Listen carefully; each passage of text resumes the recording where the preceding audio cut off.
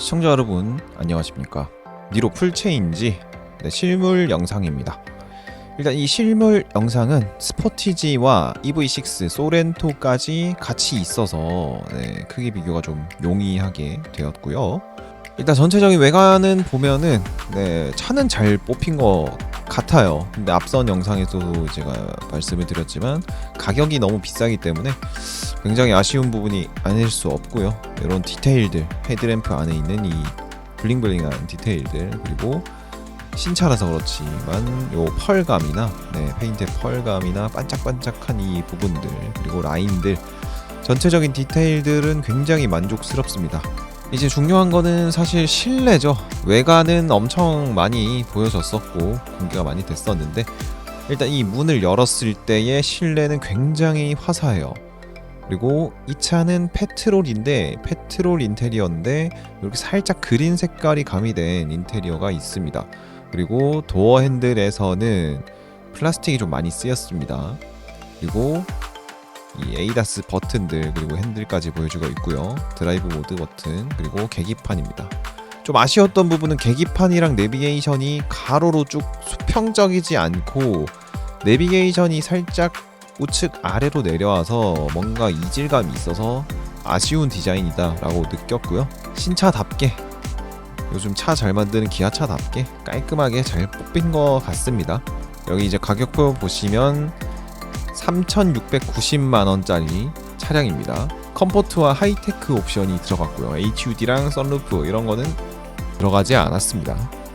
그리고 2열로 가보시면 안쪽에서 그 손잡이 때문인지 몰라도 문이 조금 크게 느껴진다, 이런 느낌도 있었고요. 센터 페시아 이렇게 전체적인 부분이랑 2열 에어벤트 느낌은 이렇습니다.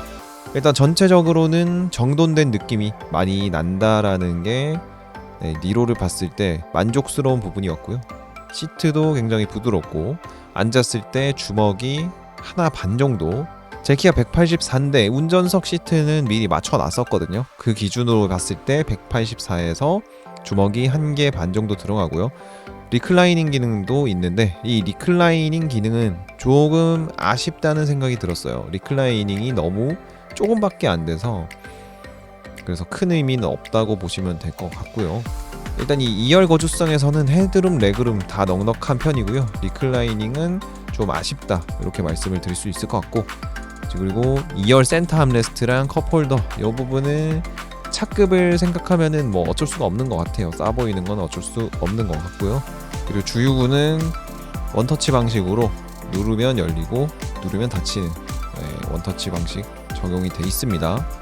그리고 트렁크를 볼 텐데, 트렁크가 조금 중요하다고 생각이 돼요. 니로 같은 경우는 일단 실내 공간, 운전석 공간 다 공간이 괜찮고 답답한 느낌도 딱히 없긴 한데, 트렁크가 확실히 작다는 느낌을 좀 받긴 했습니다. 일단 트렁크 열리는 거는 좀 활짝 열려서 물건 넣고 싣고 하기는 굉장히 편할 것 같아요. 근데 이 공간이 이전 니로보다는 넓어진 거는 맞으나 조금 아쉽긴 아쉽습니다. 그래도 이 SUV라는 이름을 달고 다닐 만한 트렁크는 된다 라고 보시면 될 것 같고요. 셀토스랑 동급이다 이렇게 보시면 될 것 같기도 해요. 여기서 이제 비교 대상으로 EV6 먼저 트렁크를 보도록 하겠습니다. 일단 EV6 같은 경우에는 세단 베이스 같은 느낌이 살짝 있는 차기도 하고, 이 해치식으로 열리는 것 때문에 오해를 하시는 분들이 있는데, 이 차는 트렁크가 높이가 좀 올라와 있기도 해서 그렇게까지 크진 않아요.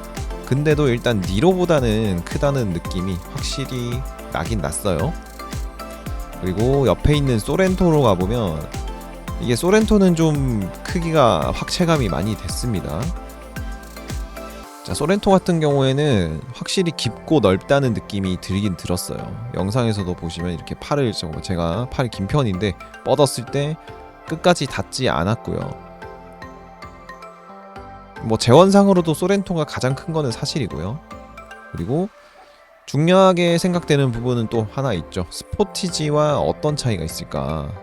그리고 EV6와 비교했을 때 실내가 어떤 느낌일까를 봤을 때는, 디자인은 전체적으로 EV6와 니로가 비슷한 듯 보였으나 사실 이게 실차를 타고 보니까 D컷 핸들부터 시작해서 앰비언트 라이트에 이어서 또 디스플레이가 쭉 이어졌다는 거. 우측 하단으로 니로는 내려왔는데 EV6는 그렇지 않다는 것. 그리고 12.5인치 내비게이션도 계기판이랑 시원시원한 느낌이 확실히 들었고요.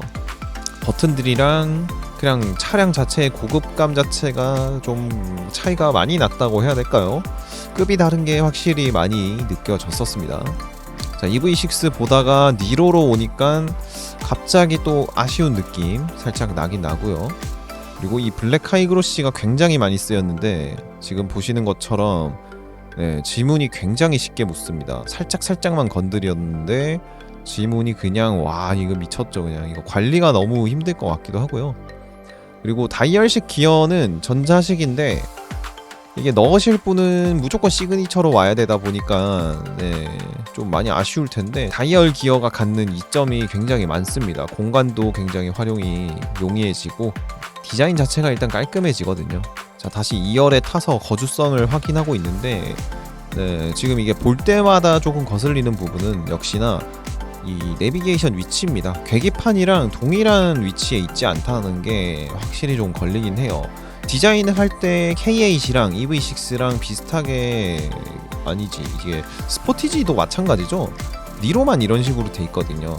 이게 급 나누기를 하기 위해서 저런 건 아닐 테고 디자인을 하다 보니까 저렇게 된 것 같은데 의문이긴 해요. 저게 좀 많이 아쉽긴 합니다. 그리고 스포티지 트렁크인데 요거는 전동 트렁크가 없어서 좀 힘들게 올렸어요. 그리고 이 공간감 봤을 때는 스포티지도 손이 끝까지는 안 닿지만 거의 달랑말랑 하는데 확실히 차급 차이는 난다. 깊다라는 생각이 많이 들었습니다. 그리고 스포티지 실내에 탔을 때의 느낌과 니로 실내에 탔을 때의 느낌도 비교를 해봐야 되는데 확실히 스포티지가 큰 차라는 거는 체감이 많이 됐어요. 그리고 스포티지도 마찬가지로 지금 센터에 그 내비게이션 디스플레이를 보시면 굉장히 시원한데 니로도 굉장히 시원하게 들어간 건 맞으나 이 한 급 위의 차량들을 보니까 차이가 많이 난다라는 걸 느낄 수는 있었습니다. 다만 개인적인 생각이지만 핸들 디자인, 스티어링 휠의 디자인은 니로가 앞서는 듯 하고요. 이 니로 실내에서 보시면 뭐 요런 버튼들이나 글로브 박스 여는 방식이나 이런 것도 참신했던 것 같고 다만 썬루프 옵션을 넣지 않아서 이 벌브 조명들이 들어간 거는 좀 아쉽고요.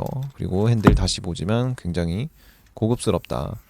그리고 하나 아쉬운 거는 이 친환경차라는 점 때문에 친환경 소재를 쓰는 것까진 좋으나 지금 보시면 벌써부터 대시보드가 긁혀 있거든요. 전시차인데 긁혀 있는 부분이 근데 한두 부위가 아니고 좀 몇 군데 보여요. 그래서 이 소재를 쓰는 거는 좋은데 쓸 때의 내구성까지 좀 생각해 줬으면 좋겠습니다. 이미 좀 긁혀 있는 게 보이는 모습이고요. 그리고 앰비언트 라이트 나오는 앞부분 저 부분은 무슨 느낌이 고무 같은 느낌인데 지문이 역시나 잘 묻고요. 그리고 실내에는 거의 다 플라스틱입니다. 스티어링 휠은 가죽이긴 한데 대시보드는 이제 재활용 소재인 경우는 느낌이 굉장히 티가 많이 나고 나머지는 뭐 하이글로시거나 플라스틱입니다. 이게 차급을 생각하면 플라스틱이 많이 쓰이는 거 이해할 수 있지만 너무 다 플라스틱이다. 차 가격을 생각하면은 이해가 또 안 되거든요. 그리고 도어에서도 이 도어의 윗부분은 거기랑 이제 팔꿈치를 대는 곳 그 두 곳 말고는 다 플라스틱이거나 하이글로시였습니다. 그래서 소재 때문에 이 싸 보이는 느낌은 조금 있긴 했었어요. 근데 이 싸 보이는 느낌을 최소한으로 잘 줄였다. 플라스틱을 쓰더라도 매끈한 플라스틱을 쓰는 방법도 있었고 그래서 소재 선택이나 이런 건 신경은 잘 썼는데 대시보드 소재가 좀 아쉽다라는 게 확실히 느껴졌었습니다. 자, 이렇게 해서 니로 풀체인지 실내 외관 이렇게 간단하게 살펴봤고요. 실차로 살펴본 소감 그리고 스포티지와 EV6, 소렌토까지 한 공간에 있는 걸 봤을 때는 되게 괜찮다는 느낌은 있었어요. 차는 진짜 잘 만들었네. C필러의 엣지 가니쉬도 나름 나쁘지 않았다는 생각이 듭니다. 하지만 이 EV6의 디자인 그리고 완성도 그 실내의 느낌 이런 거는 전혀 따라가지 못했고요. 그리고 스포티지의 공간감과 이 시원한 맛도 전혀 따라가지 못했습니다. 다만 이제 전면 디자인 자체는 개인적으로는 니로가 잘 나왔다 생각하고요.